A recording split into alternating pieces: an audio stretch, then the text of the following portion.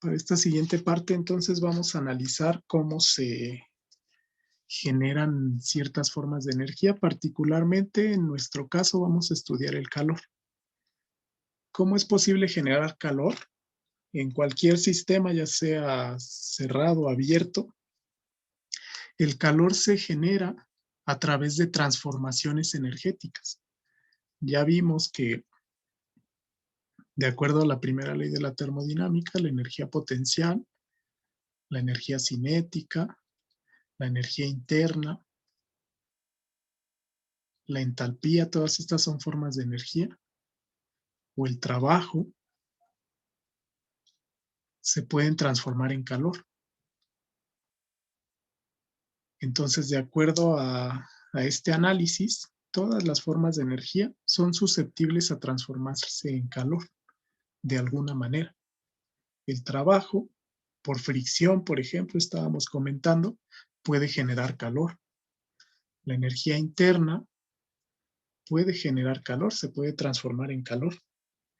Es posible generar calor por medio de dispositivos mecánicos que transformen algunas de estas magnitudes en energía de transferencia, que conocemos como calor. Incluso reacciones químicas, como veíamos como ejemplo de una combustión. Cualquier combustible, por ejemplo, la gasolina, que son alcanos, son compuestos orgánicos, los hidrocarburos, por ejemplo, CN, H2N+2, esto sería un alcano, más oxígeno, produce dióxido de carbono y vapor de agua. Esto genera gran cantidad de calor. Todas las reacciones exotérmicas tienen una entalpía de reacción o un calor de reacción menor a cero. Es decir, el calor sale del sistema. Entonces, el estudio de estas transformaciones energéticas le compete directamente a la primera ley de la termodinámica. Hemos hablado en diferentes casos o en diferentes problemas de estos términos: flujo de calor, adición o rechazo de calor, que un sistema absorbe calor, gana calor o pierde, que un sistema almacena calor. Realmente el calor no se almacena como tal, se almacena en forma de energía interna, aumentando la temperatura de un cuerpo. El calor se puede generar por medios químicos, se puede generar por medios mecánicos. Por ejemplo, el trabajo se puede transformar en calor. La potencia eléctrica puede generar calor. Una resistencia eléctrica puede disipar calor porque aquí retiene energía. Hemos hablado de calor latente, calor sensible. Calor latente, recuerden que es aquel cuando hay cambio de fase. El calor sensible es aquel calor o forma de energía que solo ocasiona un aumento o disminución de temperatura. Entonces, todos estos tipos de energía de transferencia se estudian directamente con la primera ley de la termodinámica. Vamos a recordar algunos conceptos sobre calores específicos. Comentamos que el calor específico del agua, por ejemplo, es el de referencia, es una caloría por grado centígrado. De aquí surge la definición de calor específico. Es la cantidad de energía que nosotros necesitamos adicionar a 1 gramo de sustancia para aumentar su temperatura a 1 grado Celsius. De ahí que, por ejemplo, la cantidad de calor que yo requiero adicionar a una masa de agua M para aumentar su temperatura a una cantidad delta T es esta, mCp delta T. Esto proviene de la definición. Entonces vamos a definir 2 tipos de calores específicos: el denominado calor específico a volumen constante y el llamado calor específico a presión constante. Calor específico a volumen constante en realidad nos dice, es una definición matemática, cuánta energía en forma de energía interna hay que extraer a un sistema para aumentar su temperatura si yo mantengo el volumen constante. Es la derivada parcial de energía interna con respecto a temperatura a volumen constante. Cp es similar, pero en lugar de energía interna se usa entalpía. Es la derivada parcial de entalpía con respecto a temperatura a presión constante. Es decir, ¿cuánta entalpía tengo que retirar? Y es una razón de cambio. ¿Cómo cambia la entalpía cuando yo cambio la temperatura? De aquí directamente podemos despejar du como Cb de T y de H. Estas son cantidades energéticas. La entalpía, recuerden que se define como la suma de energía interna más el producto presión-volumen. Esta es una forma de energía. La energía interna es la cantidad de energía que se almacena en las vibraciones moleculares de un cuerpo. Entonces a eso se refieren estas variables. Okay. En algunos sistemas donde tenemos diferentes sustancias en mezclas, podemos utilizar estos valores. Este es un Cb promedio o un Cp promedio. El Cb y el Cp dependen de la temperatura. Son funciones de la temperatura. Suele ser función de la temperatura. Esto significa función de, no es una multiplicación. Cp generalmente también es función de la temperatura. Sus unidades, en este caso, son joules por gramo. Para delta U y delta H. Si queremos calcular las magnitudes globales, esto, digamos, sería cambio de energía interna por unidad de masa en joules por gramo. Y esto sería delta H minúscula, cambio de energía, cambio de entalpía en joules, pero por unidad de masa también. Esta es la notación del libro de Cengel. Las cantidades minúsculas son por unidad de masa. Las cantidades mayúsculas, como aquí delta U, ahí la voy a diferenciar, le voy a poner una mayúscula.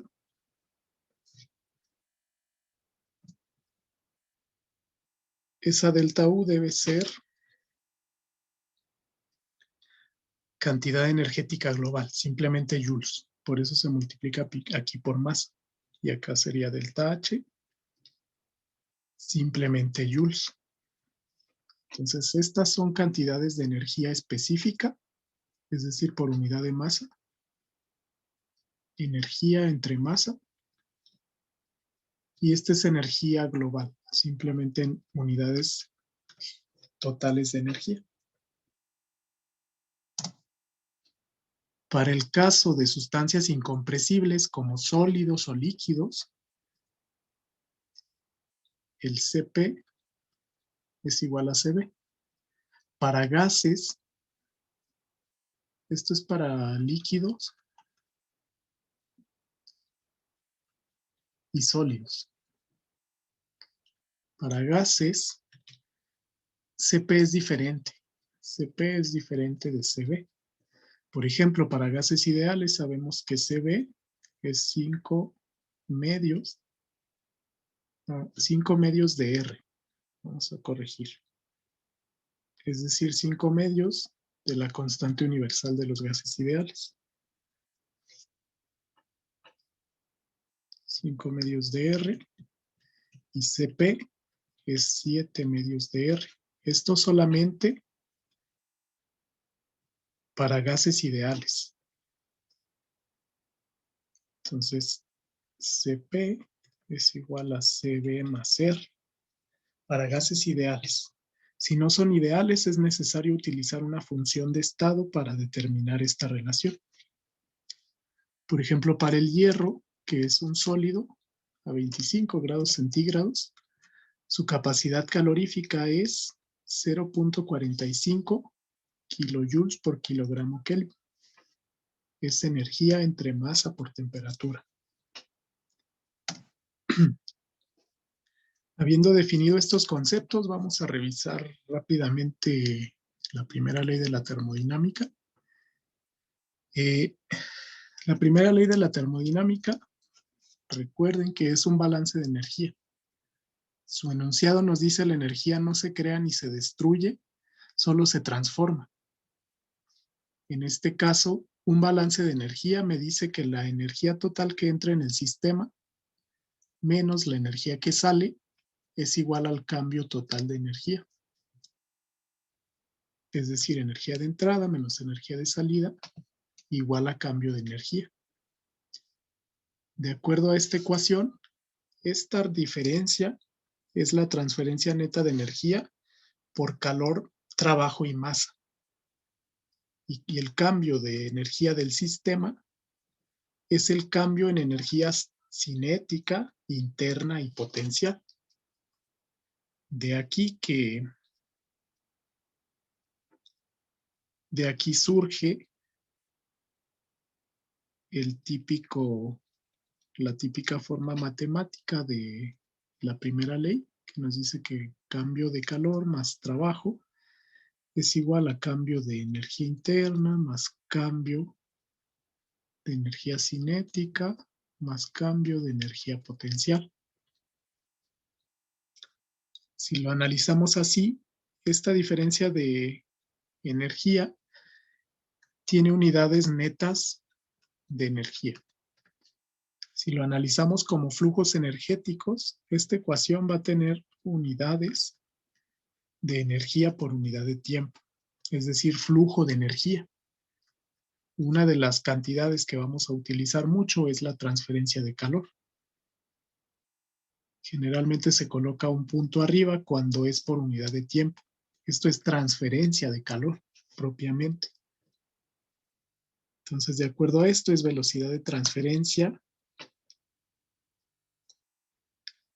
neta de energía por calor, trabajo y masa, igual a velocidad de cambio de las energías interna, cinética y potencial.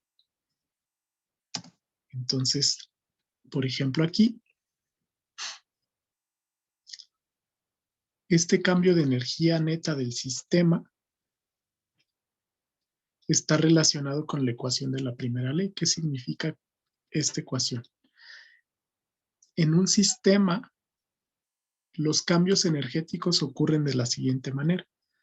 Q más W se puede transformar en energía cinética, energía potencial y en energía interna. ¿Por qué estos tienen un delta asociado y estos no? Esto se conoce así, que son funciones de trayectoria, calor y trabajo. Y todas estas son funciones de estado. Las funciones de estado solamente se pueden expresar como un cambio de energía interna, cinética o potencial. Se llaman funciones de estado porque solamente dependen del estado inicial del sistema y del estado final. Por ejemplo, cambio de energía interna es la diferencia de energía interna final menos energía interna inicial. Las funciones de trayectoria se llaman así porque realmente dependen de toda la trayectoria del proceso.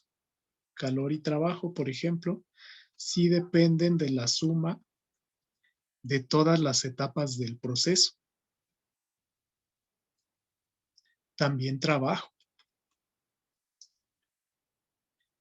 Entonces, por eso se llaman funciones de estado y funciones de trayectoria. Esta es la primera ley que ustedes ya conocen de la materia de termodinámica.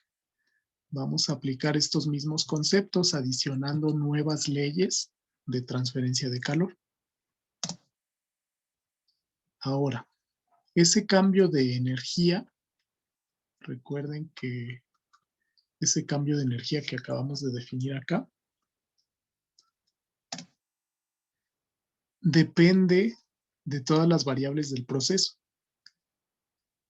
Si nosotros lo analizamos en términos de flujo energético, tenemos la siguiente ecuación. La energía que fluye por unidad de tiempo de entrada menos la energía de flujo de salida es igual al cambio de energía con respecto al tiempo. Esto se llama acumulación de energía en el sistema. Entonces, las cantidades energéticas, pensemos aquí que tenemos cualquier propiedad.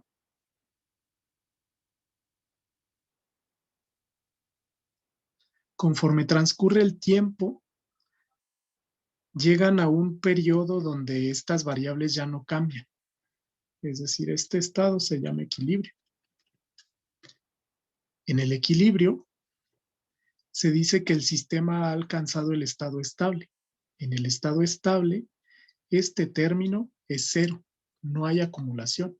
Es decir, la diferencial de energía con respecto al tiempo es cero. Esto se llama estado estacionario, cuando la acumulación es cero.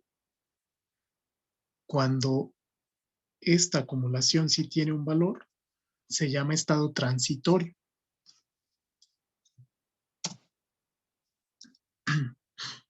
Entonces, para sistemas cerrados o abiertos en estado estacionario, este sería el balance de energía. Aquí estamos suponiendo que no existe cambio en energía cinética ni en energía potencial.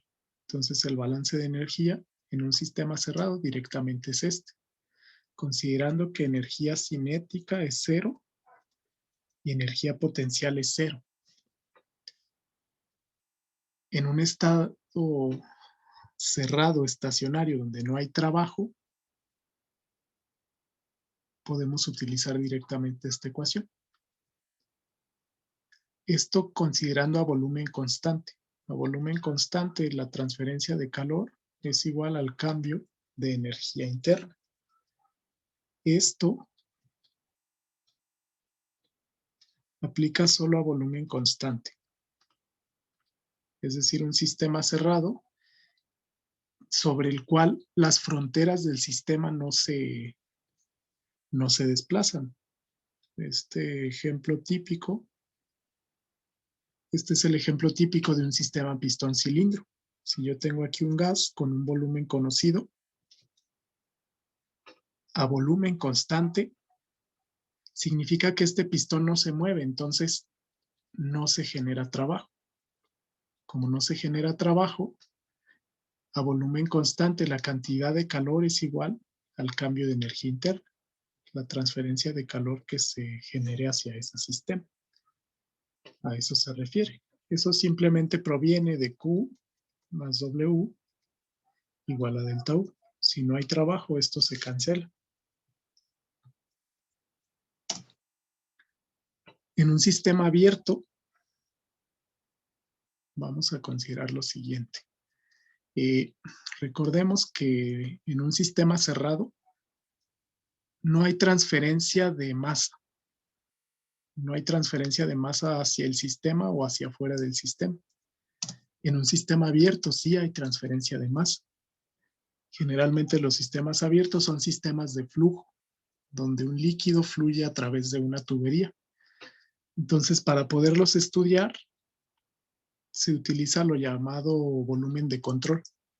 Seleccionamos un volumen con una cantidad de flujo de entrada y una cantidad de flujo de salida, pero delimitamos el sistema a que sea solamente este volumen. Puede ser 1 litro, puede ser cualquier volumen que nosotros definamos. Entonces, en este caso, la energía que se transfiere hacia el sistema por un balance de energía va a estar representada por esta ecuación. Flujo másico por Cp por delta T. Básicamente eso es lo siguiente, el cambio de energía que se transfiere en realidad es el cambio de entalpía por unidad de tiempo. Entonces, usualmente ese cambio de energía representa el calor. Vamos a ver en determinados casos hay que relacionar estas tres propiedades: cambio de entalpía, transferencia de calor y si se realiza o no trabajo. Usualmente vamos a tener que transferencia de calor es igual a delta H. Esto porque la entalpía ya considera el trabajo de flujo, que es el producto presión-volumen. Entonces, de esta manera se analiza un volumen de control para estudiar la transferencia de calor. Vamos a ver ahora otras magnitudes que nos van a servir. El flujo másico es la masa que ingresa al sistema por unidad de tiempo. Vamos a definir lo que se llama caudal o flujo volumétrico.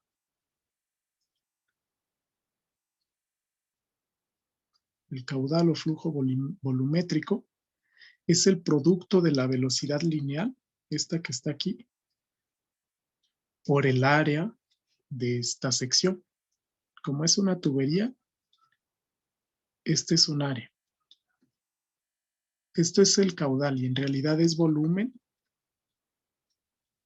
por unidad de tiempo. ¿Qué tan rápido fluye ese líquido? Si nosotros multiplicamos volumen por unidad de tiempo por densidad, obtenemos flujo másico. Entonces el balance de energía se va a reducir a esta ecuación.